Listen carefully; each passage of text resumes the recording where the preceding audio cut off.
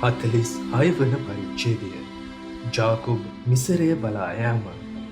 ජාකොබ් නිවත් Israel තමන් සතු සියල්ල රැගෙන ගමනට පිටත්ව බේර්ෂිබාවට පැමිණ තම පියා වූ ඊසාක්ගේ දෙවියන් වහන්සේට යාග පූජා ඔප්පු කෙළේය. දෙවියන් වහන්සේද රාත්‍රියේදී ජාකොබ්ට දර්ශනය වී ජාකොබ් ජාකොබ් කියා ඔහු ඇමතූ සේක. ඔහු මම මෙහිය කියා උත්තර දුනි. එවිටුන් වහන්සේ කතා කරමින් මම පනාහි දෙවියන් වහන්සේ වෙමි. නුඹේ පියාගේ දෙවියන් වහන්සේ වෙමි. මිසරයට යෑමට බිය නොවන්න. මන්ද මම එහිදී නුඹේ පෙළපතින් මහත් ජාතියක් ඇති කරන්නෙමි. මම නුඹ සමග මිසරයට ගොස් මමම නුඹ ආපසු ගෙනෙන්නෙමි. තවද නුඹ මැරෙන විට ජෝසෙෆ්ගේ අත නුඹේ ඇස්පිය වන්නේ යැයි වදාළ සේක. පසුව ජාකොබ් බේර්ෂිබාවෙන් පිටත් විය. ජාකොබ්ගේ පුත්‍රයෝ තම පියාද තමන්ගේ කුඩා දරුවන්ද තම භාර්යාවන්ද පාරාවෝ ඔවුන් ගෙන යාමට වූ රථවල රැගෙන ගියහ.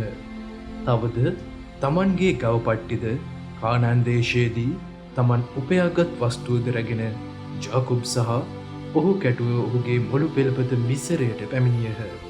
මෙලෙස ඔහු තම පුත්‍රයන්ද පුත්‍රයන්ගේ පුත්‍රයන්ද පුත්‍රයන්ගේ දූවරුන්ද මුළු දරු පෙළපතද තමන් කැටුව මිසරයට ගෙන ආවේය. ජාකොබ්ගේ පෙළපත. මිසරයට ගිය ජාකොබ්ගේ පෙළපතේ නාමාවලිය මෙයයි. එනම් ජාකොබ් සහ ඔහුගේ පුත්‍රයෝ.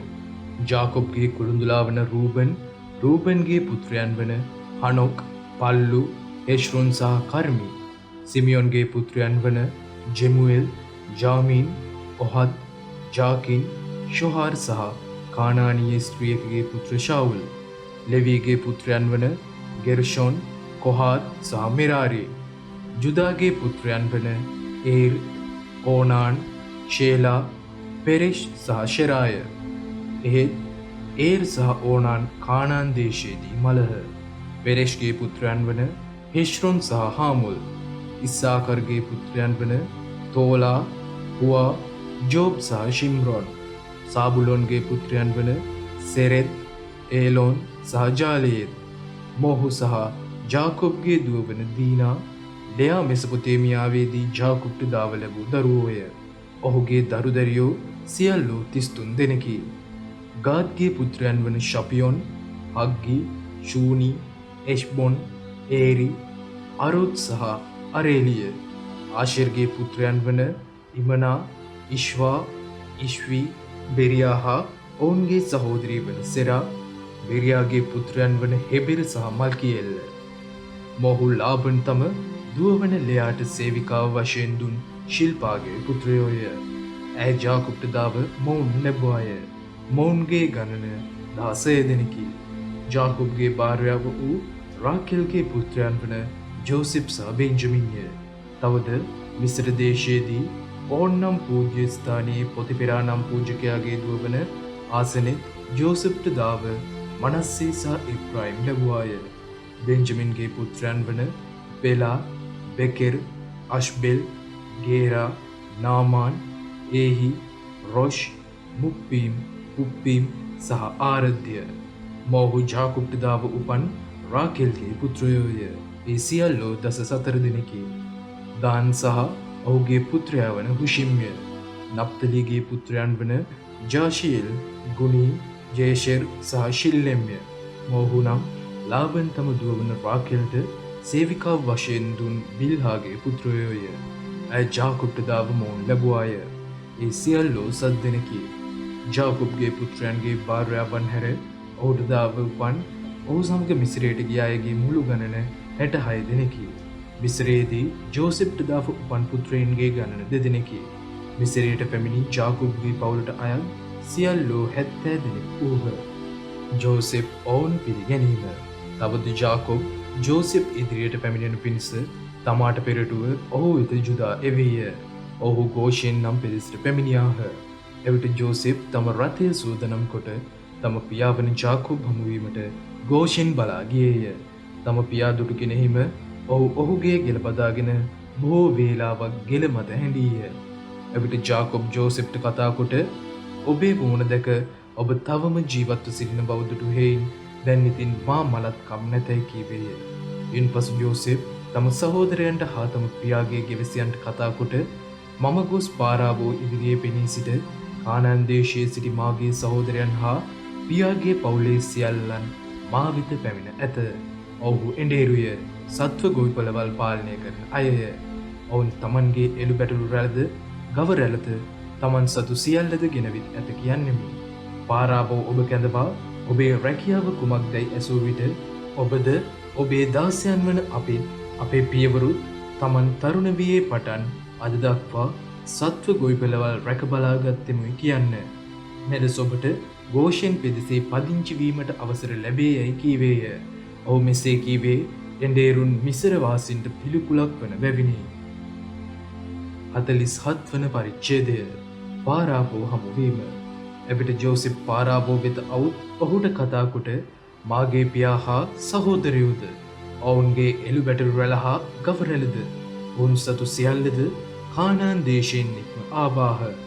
දැන් ඔහු ගෝෂෙන් පෙදෙසේ සිටී කීවේය. තවද ඔහු තම සහෝදරයන්ගෙන් 5 දෙනෙකු රැගෙන පාරාවෝ වෙත ඉදිරිපත් කළේය. පාරාවෝ ඔහුගේ සහෝදරයන් අමතමින් නොබලාගේ රැකියාව කුමක්දැයි ඇසූ විට ඔහු පාරාවෝට පිළිතුරු දෙමින් අපිත් අපේ පියවරුත් ඔබේ දාසයන් වන එඬේරුන් වෙමු. තවද අප ආවේ මේ රට ටික කලක් පදිංචි වීමටය. මන්ද කානාන් දේශයේ සාගතය ඉතා දරුණු බැවින් ඔබේ දාසයන්ගේ එළු බැටළු රැංචුවලට කෑමට තනබිම් නැත. දැන් ඉතින් කරුණාකර ගෝෂෙන් පෙදෙසේ ඔබේ දාසයන් හට පදිංචි වීමට අවසර දුනමැනමයි කීහ. එවිට පාරාවෝ ජෝසෙප් අමතමින් ඔබේ පියා හා සහෝදරයන් ඔබ වෙත පැමිණ ඇත. මුළු මිසර දේශයම ඔබ ඉදිරියෙහි ඇත. රටේ හොඳම පළාතේ ඔබේ පියා හා සහෝදරයන් පදිංචි කරවන්න. මොහු ගෝෂෙන් පෙදෙසෙහි පදිංචි වුණාවේ. ඇරත් ඔවුන් අතර කාර්යක්ෂම මිනිසුන් ඇති බව ඔබ දන්නේහි නම් මාගේ සත්තු ගොවිපළ බලා ගැනීමට ඔවුන් පත් කරන්නයි කීය. එවිට ජෝසෙප් තම පියාවන ජාකුබ් කැඳවාගෙන වෙත් පාරාවෝ වෙත ඉදිරිපත් කළ විට ඔහු පාරාවෝට ආශිර්වාද කෙළේය. පාරාවෝ ඔහු අමතා ඔබේ වයස කොපමණදැයි ඇසූ විට ජාකුබ් ඔහුට පිළිතුරු දෙමින් මෙහි පිට මාගේ සැරිසැරීමේ කාලය අවුරුදු 130කි. මාගේ ජීවිතය කෙටිය දුෂ්කරය. මාගේ මුතුන් මිත්තන් මෙහි පිට සැරිසරූ කාලයට සම කළ නොහැකියි කීවේය. ජාකුබ් යලි පාරාවෝට සෙත් පතා ඔහුගෙන් නික්ම ගියේය. ඉන්පසු ජෝසෙප් පාරාවෝගේ නියමය පරිදි තම පියා හා සහෝදරයන් පදිංචි කරවා මිසර දේශයෙහි රාමසෙස්තම් පළාතෙන් හොඳම ඉඩකඩම් ඔවුන්ට උරුම කර දුන්නේය. තවද ජෝසෙප් තම පියාටද සහෝදරයන්ට හා පියාගේ ගෙවසියන් සියලු දෙනාටද ඔවුන්ගේ පවුල් අනුව ආහාර සපයා දුන්නේය. ජෝසෙප්ගේ පරිපාලන ක්‍රම. එකල මුළු රටෙහිම ආහාර නොතිබිණි. සාගතය කෙතරම් දරුණු වී දෙයක් මිසර දේශය හා මුළු කානාන් දේශය දුර්භීක්ෂය නිසා සාගින්නෙන් පෙළුණි. ජෝසෙප් මිනිසුන්ට ධාන්‍ය විකුණා මිසර දේශයේ හා කානාන් දේශයෙහි සියලු මුදල් එකතු කොට ඒ මුදල් රාජකීය භාණ්ඩාගාරයෙහි තැන්පත් කළේය. මිස්රයේ හා කානාන් දේශයේ මුදල් ඉවර වූ විට මිස්රවාසී සියල්ලෝම ජෝසෙප් වෙත අවුත් අපට ආහාර දෙන්න. නැත්නම් ඔබ බලාගෙන සිටිද්දීම අප මැරෙනු ඇත. අපේ මුදල් ඉවරයයි කීහ. එවිට ජෝසෙප් පිළිතුරු දෙමින් එසේනම් ඔබේ ගව පට්ටි ගෙනෙන්න. මුදල් ඉවර නම් ඔබේ ගව පට්ටි හිලව්වට මම ඔබට ආහාර දෙන්නෙමි කීය. ඔවුහු තමන්ගේ ගව පට්ටි ජෝසෙප් වෙත ගෙනාහ. ඔහු අසුන් එළු බැටළු රංචු ගව රැළ හා කොටලුවන් හිලව්වට ඔවුන්ට ආහාර දුන්නේය. මෙලෙස අවුරුද්දක් තුලදී ඔවුන්ගේ ගව පට්ටි සියල්ලේ හිලව්වට ඔහු ඔවුන්ට ආහාර දී පෝෂණය කෙළේය. ඒ අවුරුද්ද අවසන් වූ විට දෙවන අවුරුද්දේදී ඔහු එතව් ඔහුට කතා කොට ස්වාමිනී ඔබෙන් කරුණු සැඟවීමට නම් බැරිය. අපේ මුදල් ඉවරය. අපේ ගව පට්ටිද ස්වාමීන් සතුය. අපගේ ශරීර හා ගම්බිම් ඇරෙන්න වෙන කිසිවක් ස්වාමීන් ඉදිරියේ අපට නැත. අපද අපේ ගම්බින්ද ඔබ බලාගෙන සිටිද්දී විනාශ වී යා යුතුද? ආහාර සැපීමේ හිලව්වට අපද අපේ ගම්බිම්ද මිලයට ගන්න. එවිට අපිද අපේ ගම්බිම් සමග පාරාවුට වහල්ලු වන්නෙමු. අප නොමැරී ජීවත් වෙන පිණිසත් ඉඩකඩම් පුරන් වී නොයන පිණිසත් අපට බිත්තර වී දෙන්නයි කීහ. මෙසේ ජෝසෙප් මිසරේ ඉඩකඩම් සියල්ලම පාරාවෝ සඳහා මිලට ගති.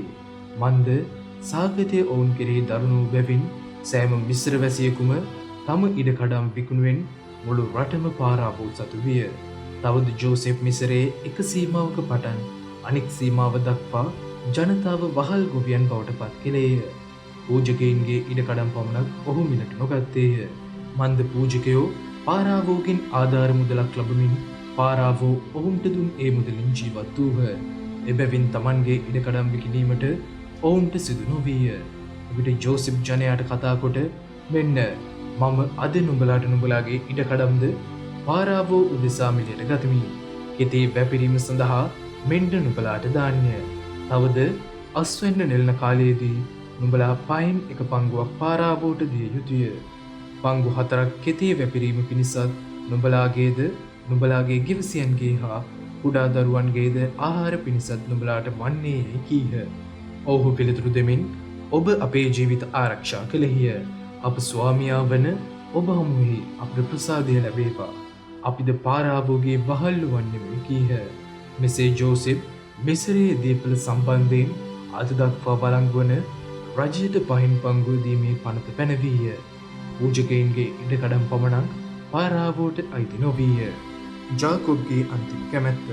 ඉස්රායෙල් හෙබත් ජාකොබ් මිසර දේශයෙහි ගෝෂිම් නම් පෙදෙසෙහි වාසය කළේය. ඔවුන්ටෙහි ගම්බිම් අයිති විය.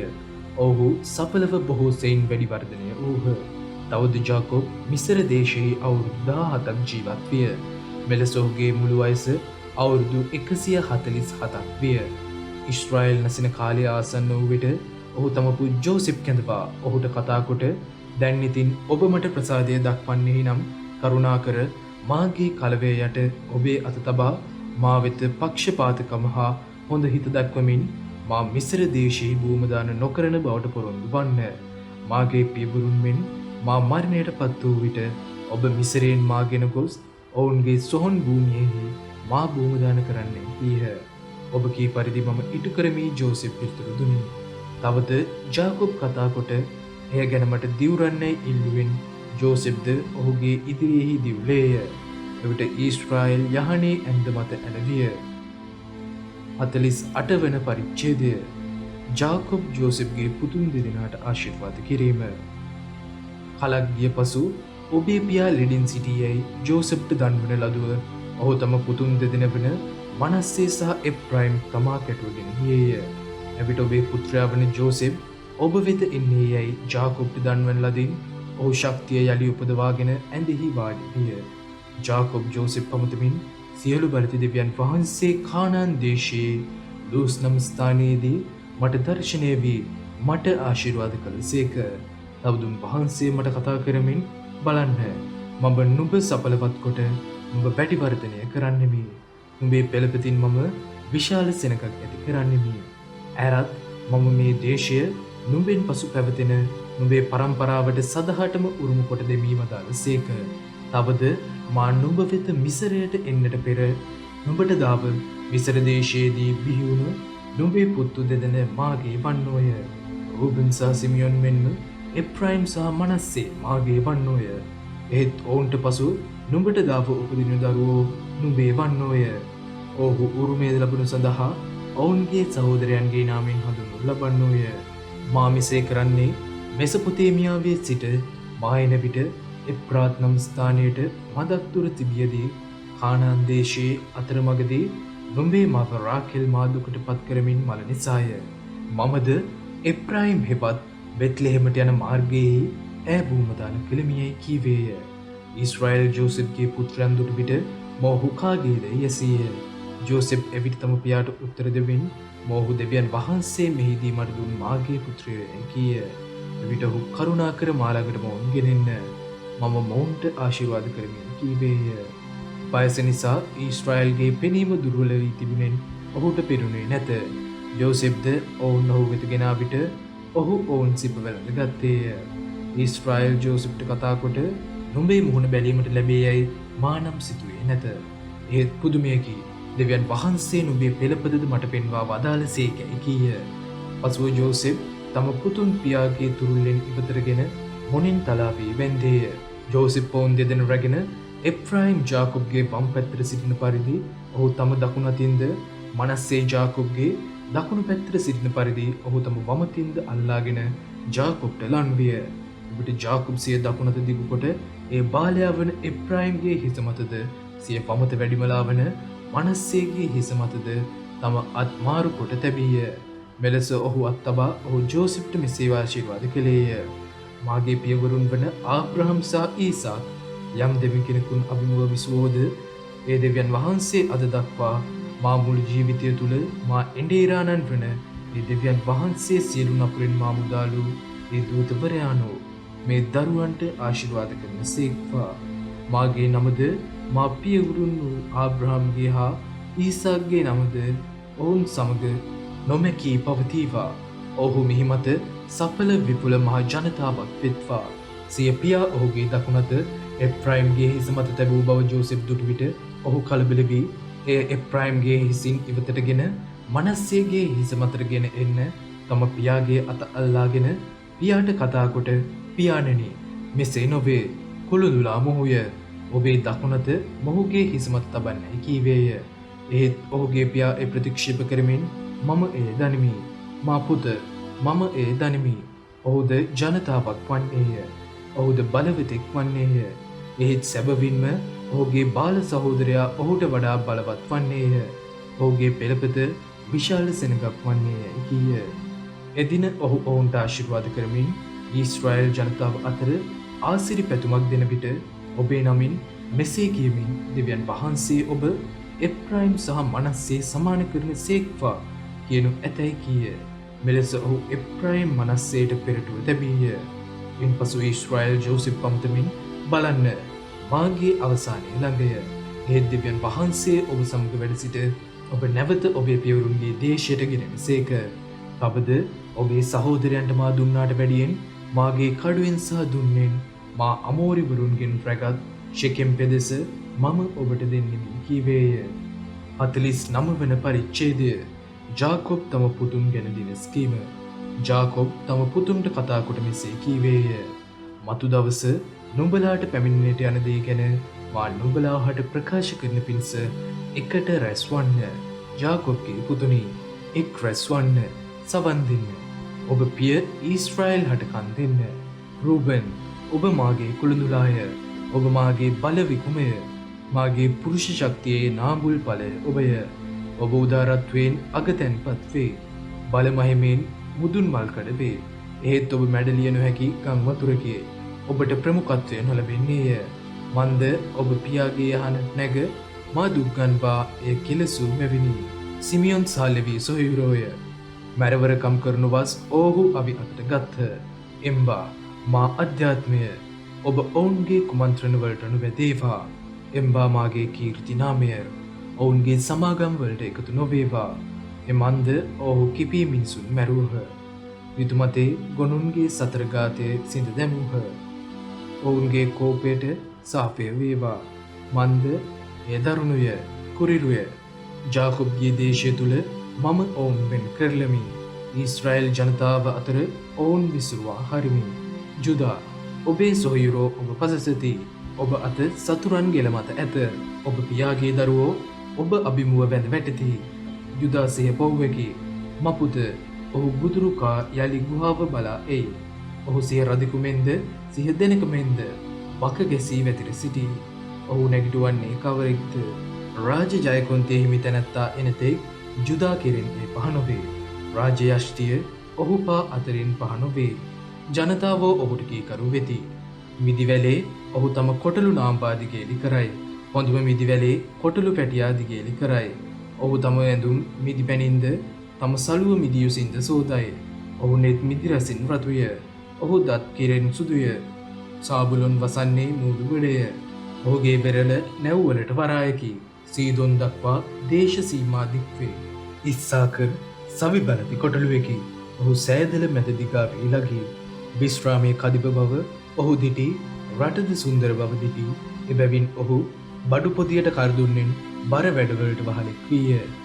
දාන් තම සෙනගගේ විනිසකරුවෙකි. ඒ සෙනග ඊශ්‍රායල් ගෝත්‍රවලින් එකකි.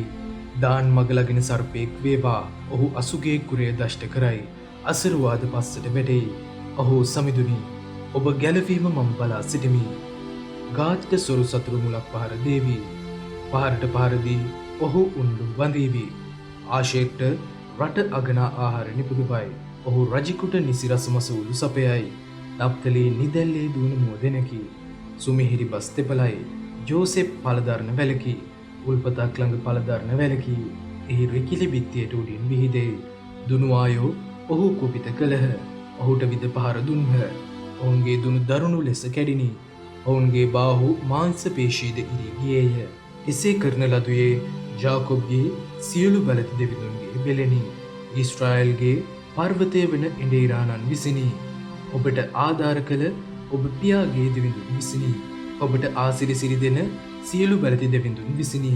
ඉහළ අහසින් ආසිරිද, පහළ ගැඹුරින් ආසිරිද, පියයුරු හා කුස තුල ආසිරිද, ධාන්‍ය හා කුසුම්හි ආසිරිද, පුරාතන කඳුළුවල ආසිරිද, සදාතන හෙල්වල හොඳ හොඳ දේද ජෝසෙප්ගේ හිස මත පතිත වේවා. තම සොහොයුරන් අතර කැප කරන දේද ඔහුගේ හිස් මුදුන්හි පතිත වේවා. බෙන්ජමින් ගිජු වෘකයෙකි. උදය ඔහු තම ගොදුර ගිලදමයි. සවස කොල්ල කෑදේ බෙදා දෙයි.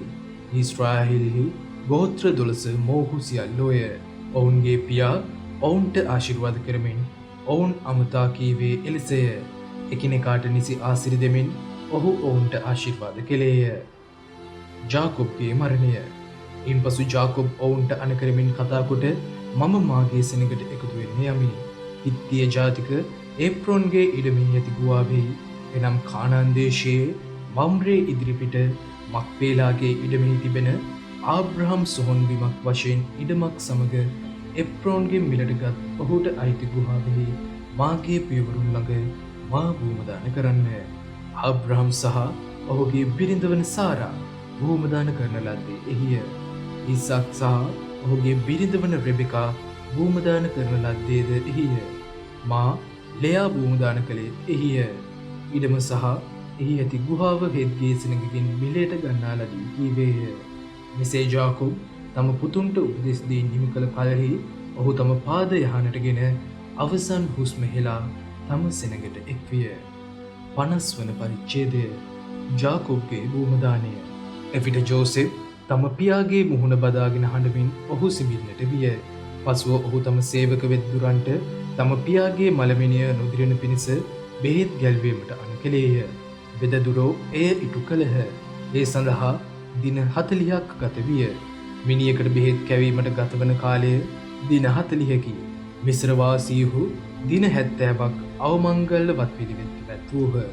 අවමංගල්‍ය වත් පිළිවෙත් අවසන් වූ විට ජෝසෙප් පාරාවෝගේ නිලධාරීන් අමතා, දැන් ඉතින් ඔබ මට කරුණාව පාන්න උනම් කරුණාකර පාරාවෝට මේ පණිවිඩය යවන්න. එනම් මාගේ පියා මට කතා කොට මෙන්න මාගේ අවසානය ළඟය. කානාන් දේශයේ මා සඳහා කැණූ සොහොන් බිම මා භූමදානය කළ යුතුය කියා මා දිවුරුවේය. දැන් ඉතින් මාගේ පියා භූමදාන කරන පිණිස මා යන්න හරින්න. මම ආපසු එන්නෙමි කීය. පාරාවෝ කතා කොට යන්න. ඔබේ පියාට ඔබ දිවුරු ලෙස ඔහු භූමදාන කරන්නයි උත්තර දුනි. එවිට ජෝසෙප් තම පියා භූමදාන කරනු පිණිස ගියේය. තවද ඔහු කැටුව පාරාවෝගේ නිලධාරීහු සියලු දෙනද ඔහුගේ රාජ්‍ය සභාවේ ජ්‍යෙෂ්ඨ නිලධාරීහුද මිස්ර දේශයේ ජ්‍යෙෂ්ඨ නිලධාරීහු සියලු දෙනද ජෝසෙප්ගේ ගෘහවාසී සියලු දෙනද ඔහුගේ සහෝදරයෝද ඔහුගේ පියාගේ ගෘහවාසීහුද ගියහ. ඔවුන් ගෝෂෙන් ප්‍රදේශයේ ඉතිරි කර ගියේ ඔවුන්ගේ කුඩා දරුවන්ද ඉලු බැටළු පට්ටිද ගව පට්ටිද පමණි. තවද ඔවුන් සමග අශ්වරථ හා අශ්වාරෝහකයෝද පිටත් වූහ. එය අතිවිශාල අවමගුල් පෙරහැරක් විය. ඔහු ජෝර්දානෙන් එගොඩ අතාද් නම් ස්ථානයේ කමතට පැමිණ එහි මහත් සංවේගයකින් තදින් වැළපුණාහ. ජෝසෙප්ද දවස් 7ක් අවමංගල පිළිවෙත් ඉටු කළේය. එම දේශයේ වැසියන් වූ කානානිවරු අතාද් කමතේ පැවැත් වූ අවමංගල කෘත්‍ය දැක මෙය විසර වැසියන්ගේ ප්‍රසිද්ධ අවමංගල පිළිවෙතක් කියා ජෝර්දානෙන් එතර වූ එම ස්ථානයට ආබෙල් මිස්රායිම් යන නාමයෙන් තැබුවෝය. තවද ජාකොබ්ගේ පුත්‍රයෝ ඔහුගේ අනපරිදි සියල්ල ඉටු කළහ. මෙලෙස ඔහු කානාන් දේශයට ඔහු ගෙන ගොස් ආබ්‍රහම් විසින් හිත්තිය ජාතික ඒප්‍රොන්ගෙන් සොහොන් බිමක් ලෙස ඉඩමක් සමග සින්නක්‍රයට මිලටගත් මම්රේ ඉදිරිපිට වූ මක්පේලාගේ භූමියේ ගුහාවෙහි ඔහු බෝමදාන කළහ. තම පියා බෝමදාන කළ පසු ජෝසෙප්ද ඔහුගේ සහෝදරයෝද ඔහුගේ පියාගේ බෝමදානය සඳහා ගිය සියල්ලෝද ආපසු මිසිරයට පැමිණියෝය. ජෝසෙප් තම සහෝදරයින්ගේ බිය පහ කිරීම. ජෝසෙප්ගේ සහෝදරයෝ තම පියා මළ බව දුටු විට තමන් අතරේ කතා කරමින් ඇතැම් විට ජෝසෙප් අපට වෛර කරන්න පුළුවන. ඇත්තටම අප ඔහුට කළ සියලු නපුරු දේ ගැන ඔහු අපෙන් පලිගත හැකියයි කීහ. එබැවින් ඔහු ජෝසෙප් වෙත පණිවිඩයක් යවමින් ඔබේ පියා මැරෙන්න කලින් අපට කතා කොට දැන් ඉතින් ඔබේ සහෝදරයන් ඔබට කළ සියලු නපුරුකම් වලටත් ඔවුන්ගේ ඒ අපරාධයට හා පාපයටත් කරුණා කර ඔවුන් කමා කරන්නයි ජෝසෙප්ට දැන්වීමට අපට අණ කෙළේය. එබැවින් දැන් කරුණා කර ඔබ පියාගේ දෙවියන්ගේ දාසයන් වෙන අප කළ අපරාධයට සමාව දෙන්නයි කීහ. එහෙත් එලෙස ඔහුට කී විට ජෝසෙප් හඬන්නට විය. ඔහුගේ සහෝදරයෝ ගොස් ඔහු ඉදිරියෙහි වැඳ වැටි මෙන්න අපි ඔබගේ දාසයෝ වෙමුයි කීහ. එහෙත් ජෝසෙප් ඔවුන්ට කතා කොට බිය නොවන්න. දෙවියන් වහන්සේට හිමිතැන මට ගත හැකිද? ඔබ නම් මට විරුද්ධව නපුරුකම් සිතුවහුය. එහෙත් අද සිදු වී තිබෙන පරිදි දෙවියන් වහන්සේ බොහෝ මිනිසුන්ගේ ජීවිත ගලවනු පිණිස ඒවා යහපතට හැරවූ සේක. එබැවින් දැන් ඉතින් බිය නොවන්න. මම ඔබද ඔබේ කුඩා දරුවන්ද නඩත්තු කරන්නෙමි. ඔවුන් සනසමින් ඔවුන් අමතා කාරුණික ලෙස කතා කළේය. ජෝසෙප්ගේ මරණය. මෙලෙස ජෝසෙප්ද ඔහුගේ පියාගේ පවුලද මිසරයේ පදිංචි වූහ. ජෝසෙප් අවුරුදු 110ක් ජීවත් විය. තවද ඔහු එප්‍රායිම්ගේ දරුවන් තුන්වන පරම්පරාව දක්වා සිටීය. මනස්සේගේ පුත් මාකීර්ගේ දරුවෝද ජෝසෙප් විසින් සිය පවුලට බාර ගන්නා ලදහ. ඔහු තම සොහොයුරන් අමතා මාගේ අවසානයේ ළඟය. දෙවියන් වහන්සේද සැබවින්ම ඔබ ආරක්ෂා කොට උන්වහන්සේ ආබ්‍රහම්ට ඊසාක්ට හා ජාකොබ්ට දිවුරා පොරොන්දු රටට මේ රටින් ඔබ ගෙන යන සේකැයි කීය. ඉන්පසු ඔහු ඔවුන් නමතමින් දෙවියන් වහන්සේ සැබවින්ම ඔබ ආරක්ෂා කරන විට ඔබද මාගේ ඇටකටු මෙතනින් ගෙන යා යුතුය. යා ඊශ්‍රායෙල්ගේ දරුවන්ගෙන් දිවුරුම් ගත්තේය. ජෝසෙප් අවුරුදු 110ක් ආයු බලනා මලේය. පසුව ඔහුගේ මෘත ශරීරයට බෙහෙත් කබා එය මිසරයෙහි මිනී පෙට්ටියක තැන්පත් කළහ.